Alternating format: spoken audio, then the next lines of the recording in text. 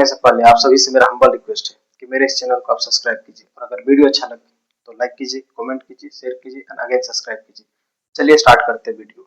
अभी से करीब करीब 45 डेज रिमेनिंग रह गया नीट एग्जाम में और इस 45 डेज में हम आपको अभी 5 पॉइंट बताने वाले हैं। अगर उसको आपने फॉलो कर लिया तो आपका बायोलॉजी में स्कोर 340 या 340 से एबव रहेगा।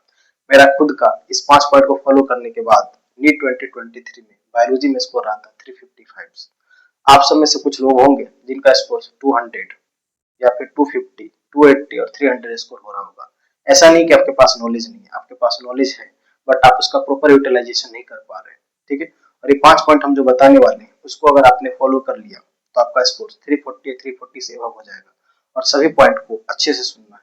जो लास्ट पॉइंट है वो आपको स्कोर बढ़ाने में सबसे ज्यादा हेल्पफुल होगा। दैट्स व्हाई लास्ट तक इसको सुनिएगा। ठीक है, चलिए स्टार्ट करते हैं। अब क्या करना है, अभी जो 45 डेज बाकी है इसमें सिर्फ और सिर्फ एनसीईआरटी पढ़ना है। एनसीईआरटी के अलावा कुछ भी नहीं पढ़ना है। ठीक है, दूसरी बात, सिर्फ एनसीईआरटी को रीड नहीं मारना है, हर एक पॉइंट का जो कहना चाह रहा है वो समझना है, बिटवीन द लाइन को भी समझना है। हर एक पॉइंट को अगर समझ के आप पढ़िएगा तो जो असर्शन रीजन आजकल अभी आ रहा है, ठीक है, वो भी आपको सॉल्व हो जाएगा। उसके लिए कुछ एडिशनल पढ़ने का जरूरत नहीं होगा। ठीक है, उस पर से क्या करना है, कोई चैप्टर स्टार्ट कर रहे हैं, ठीक है, कोई चैप्टर पढ़े, उसमें जो डाटा लिखा हुआ है उसको क्या करना है, जो फर्स्ट पेज है किसी चैप्टर का, जो एनसीईआरटी का, वहां पे उसको लिख लेना है। जैसे कि साइंटिस्ट का नाम, जैसे कि कोई ईयर, जैसे कि कोई डायमीटर दिया हुआ है, उस सब को क्या करना है, फर्स्ट पेज पे लिख लेना है।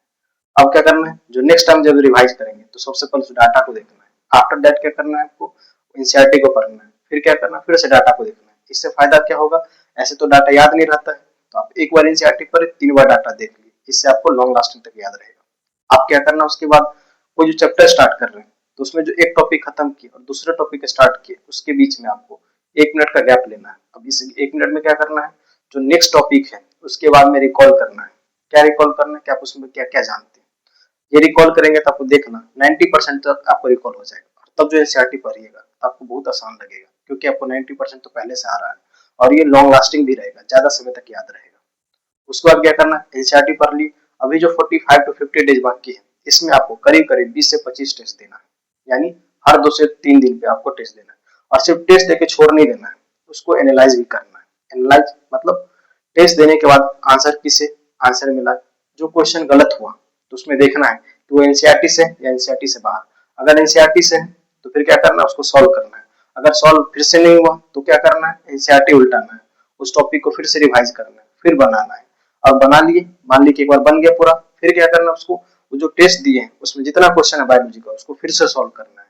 और अगर कोई क्वेश्चन नहीं बन रहा तो सेम प्रोसेस को फिर से रिपीट करना है। अगर इस बात को आपने जितना भी पॉइंट बताए लास्ट 45 डेज में आपने अगर फॉलो कर लिया तो आपका बायोलॉजी में 340 या 340 से एबव स्कोर हो जाएगा। अगर एक बार आपका बायोलॉजी में 340 या 340 से एबव हो गया तो आपका सिलेक्शन का रास्ता खुल जाएगा।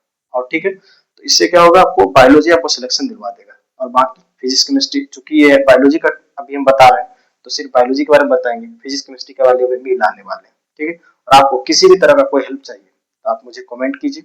आप मुझे इंस्टाग्राम पे भी डीएम कर सकते हैं, लिंक डिस्क्रिप्शन में दिया हुआ है। ठीक है, और किसी भी टॉपिक पे कोई हेल्प चाहिए तो आप क्या कीजिए, कमेंट कीजिए, हम आपको जरूर हेल्प करेंगे।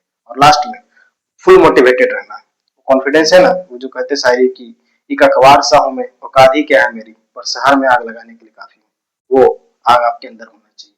और वो आग लास्ट 45 डेज में हर एक सेकंड आपके अंदर होना चाहिए।